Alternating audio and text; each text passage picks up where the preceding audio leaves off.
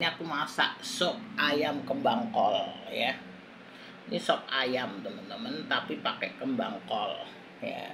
Ini namanya kembang kol nih ya teman-teman, ini kembang kol tuh, kembang kol ya, seger ya, fresh.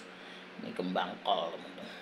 Kembang kol ini teman-teman kalau mau masak direndam air garam dulu ya teman-teman, supaya kalau ada uletnya itu kan suka apa ngumpet di sini nih, glikolnya ini ya teman-teman, di bawah-bawah ini loh tuh, di bawah itu. Jadi kalau teman-teman rendam pakai air garam itu teman-teman, nanti ini kembang kolnya itu apa keluar uletnya ya. Ya kalau teman-teman masak kembang kol seperti aku bilang itu ya teman-teman, nah ini suka ngumpet di situ tuh. Nah nih ya, aku pakai separuh nih tadi.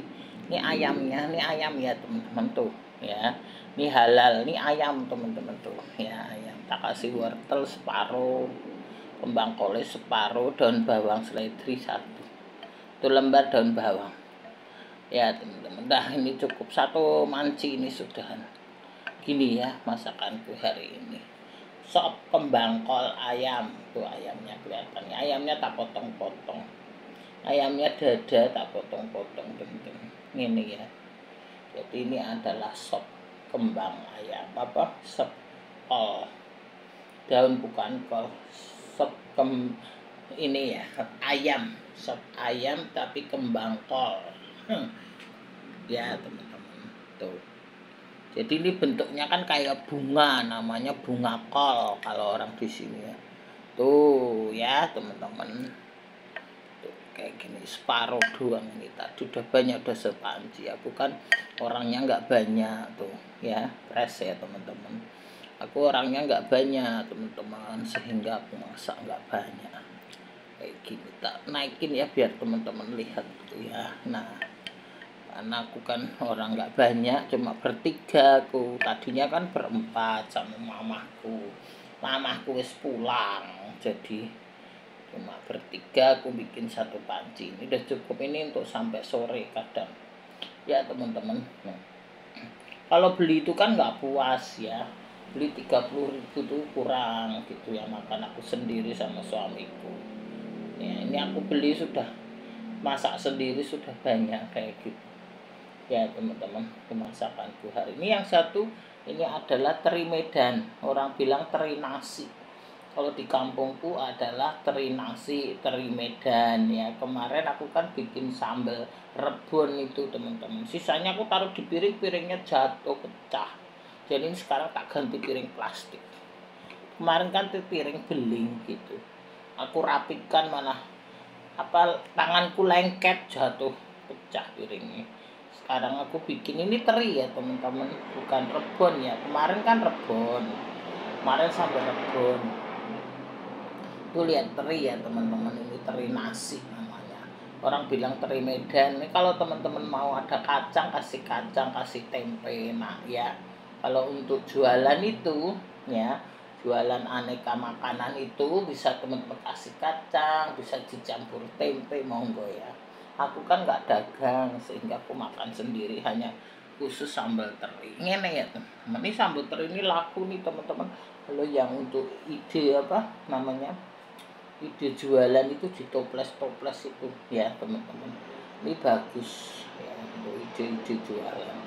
Cuma kalau teman-teman untuk jualan cabai yang banyak, bukan cabai nggak banyak, cabai keriting cuma 3 kecil, lebih kecil yang 3. Kalau teman-teman yang dagang ya cabai ya sing banyak, jadi pedes mantep ya teman-teman kayak gitu.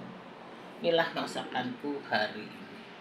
Gini ya teman-teman, sop kembang kol ya, kalau teri Medan, teri nasi, sambal teri nasi ini ya teman-teman. Inilah ini teman-teman, kalau sop kembang kol ini teman-teman mau ditambahi apa kentang, monggo aja ya teman-teman. Atau aku tuh nah udah minum obat sekarang itu kalau orang batuk lama ya teman-teman. Jadi ini teman-teman kalau apa namanya, teman-teman ini Mau ditambah kentang monggo aja ya, silahkan aja ya teman-teman. Kalau masak itu kan selera. Jadi kalau teman-teman memang mau nambah kentang, mau nambah kubis monggo aja ya. Aku cuma kol, wortel ya teman-teman, daun bawang karo ayam. Kalau teman-teman mau ditambahi kubis, ditambahi kentang, ditambahi apa aja terserah ya, aku hanya 3 aja gitu. Monggo aja kalau masak kan menurut apa selera teman-teman ya, kayak gitu. Jadi masakanku hari ini sop kembang kol ya, ditambah ini teri Medan ya. 2 masakanku hari ini tuh teman-teman ya. Kemarin aku melihat itu teman-teman, apa namanya, satu anak muda ya, dia ketipu teman-teman, nggak tahu bagaimana ya, dia itu ikut yang kayak kripto itu ya, ketipu katanya 800 juta. Tadinya dia hanya masuk sedikit $3 apa berapa lah, 200.000 200 juta. Akhirnya influencer itu suruh bilang nambah, dia nambah lagi 100, nambah lagi sampai habis duitnya, dikuras sampai 800 juta. Entah bagaimana teman-teman itu ininya ya, di TikTok namanya, di TikTok kan sebentar itu.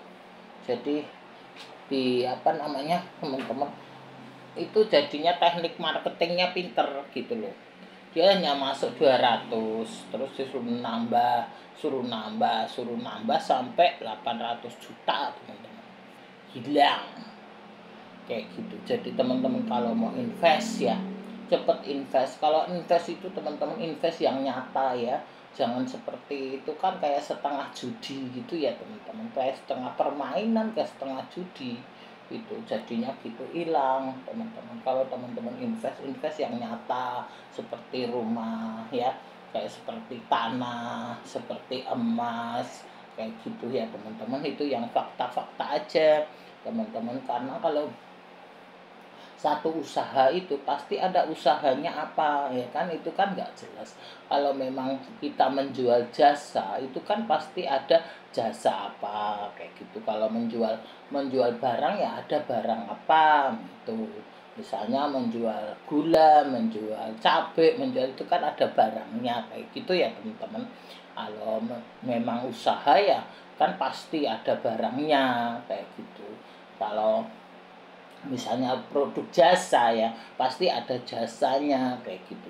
Jadi kalau di luar itu teman-teman harus itu nggak fakta ya, kayak seperti judi kayak gitu teman-teman. Kalau invest yang begitu tuh susah ya, soalnya di Indonesia ini nggak ada perlindungan yang seperti itu teman-teman. Kalau di luar negeri itu teman-teman itu kan diawasi bener teman-teman, seperti di Cina itu.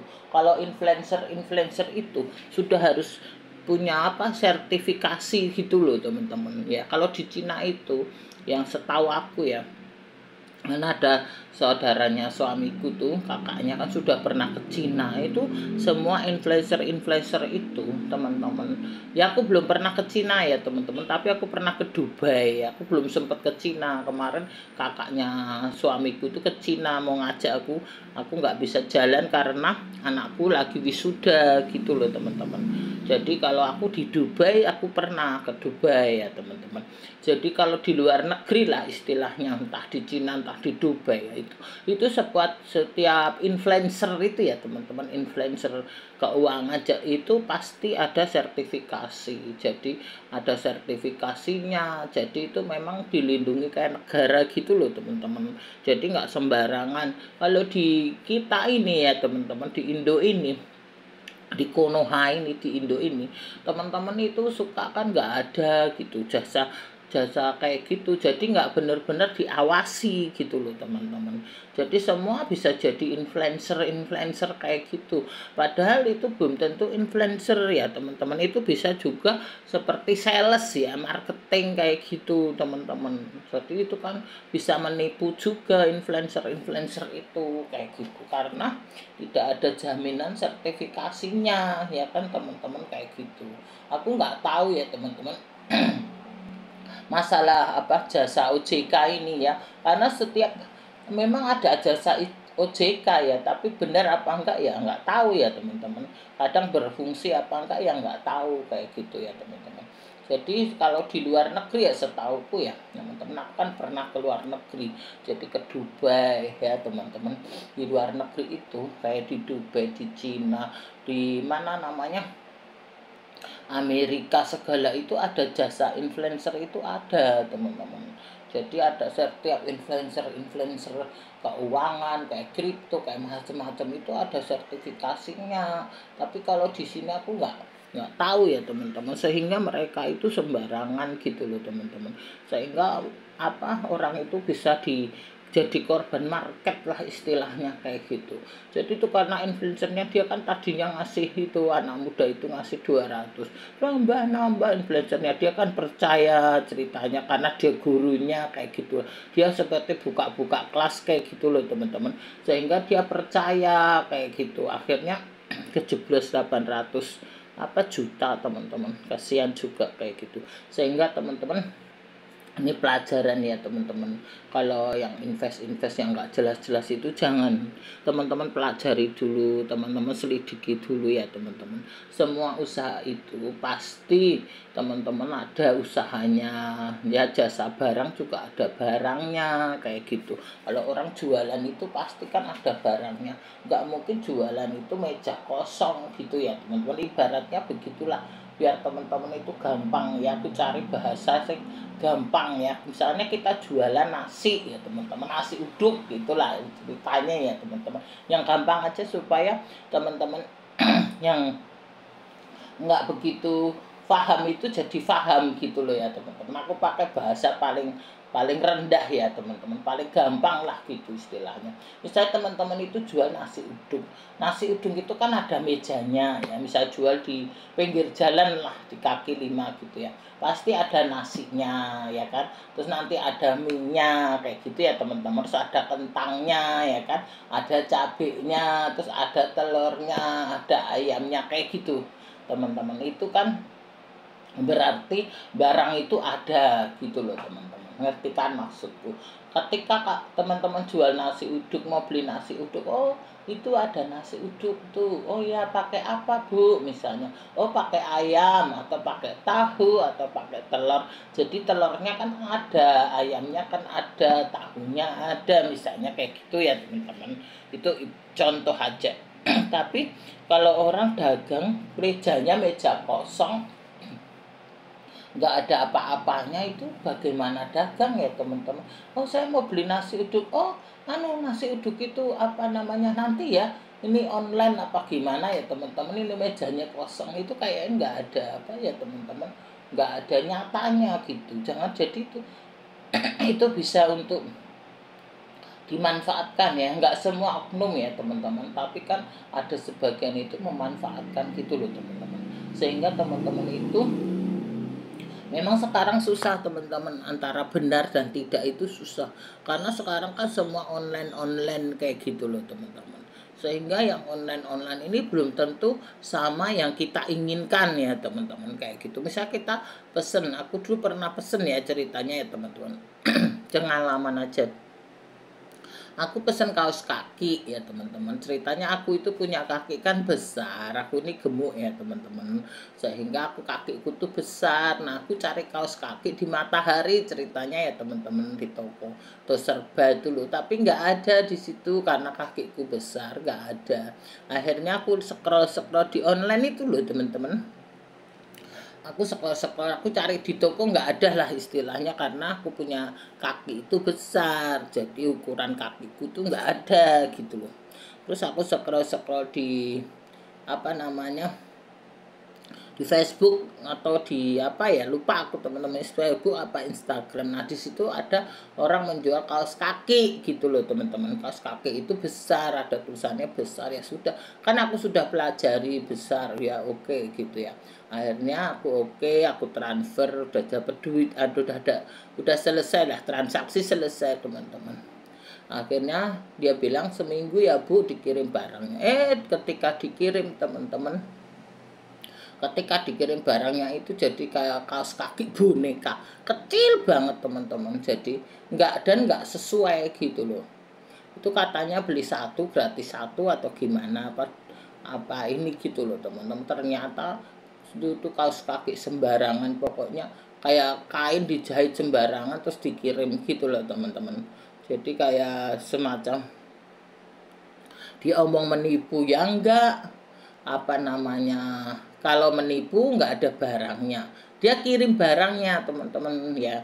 Jadi itu bukan menipu ya, itu apa, dia kirim barangnya tapi enggak sesuai dengan kita gitu loh ya teman-teman. Dikirim bener, dia kirim barangnya tapi dia kirim barang itu sembarangan, kaos kaki yang kain di pokoknya berantakan, kaos kaki kecil buat akhirnya apa teman-teman, aku buang aja. Itu harganya waktu itu 200-an teman-teman ya, kasih tahu. Nah jadi kalau dikatakan menipu enggak, karena kan dikirim barangnya ya teman-teman.